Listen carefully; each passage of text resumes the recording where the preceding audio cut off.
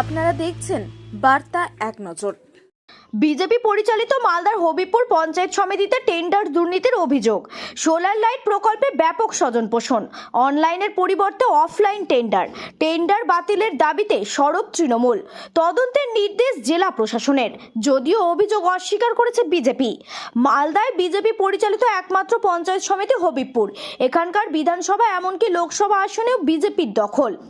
গোটা রাজ্যে তৃণমূল দুর্নীতি নিয়ে যখন সরব বিজেপি, তখন মালদায় বিজেপি পরিচালিত পঞ্চায়েত সমিতিতে টেন্ডার দুর্নীতি।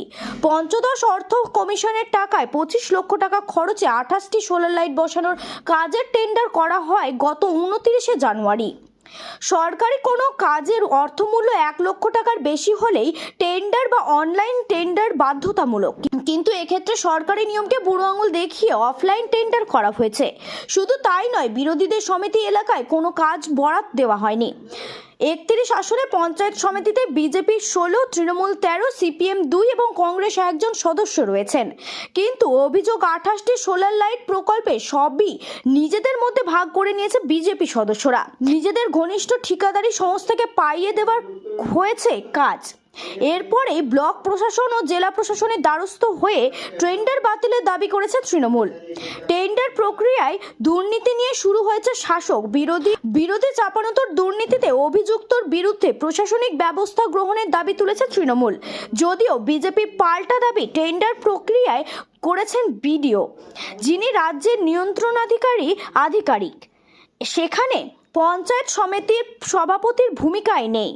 আসলে ভুয়ো অভিযোগ তুলে পঞ্চায়েত সমিতিকে বিকল করার চেষ্টা চালাচ্ছে বলে পাল্টা দাবি তুলেছে বিজেপি। অজয় গুপ্তা পঞ্চায়েত কিছু কাজে বঞ্চিত করে আমাদেরকে না জানিয়ে অনেক কিছু কাজ করা হয়।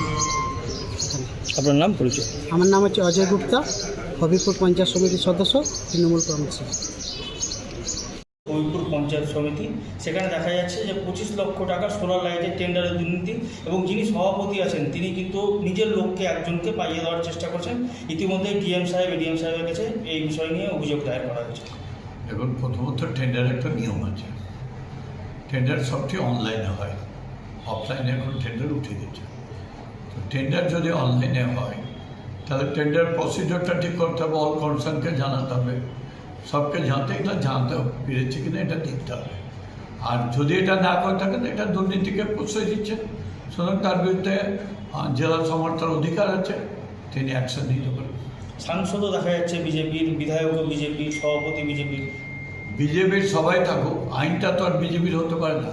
আইনটা দেশের আইন যেটা আছে সেটা মানতে হবে। এখানে অফলাইনে টেন্ডার হয়েছে আর ওনাকে জানানোই হয়নি সেটা। অফলাইন আর অনলাইনে 1 লক্ষ টাকার উপর যদি কোনো কিছু হয় তাহলে তাকে অনলাইনে টেন্ডার করতে হবে।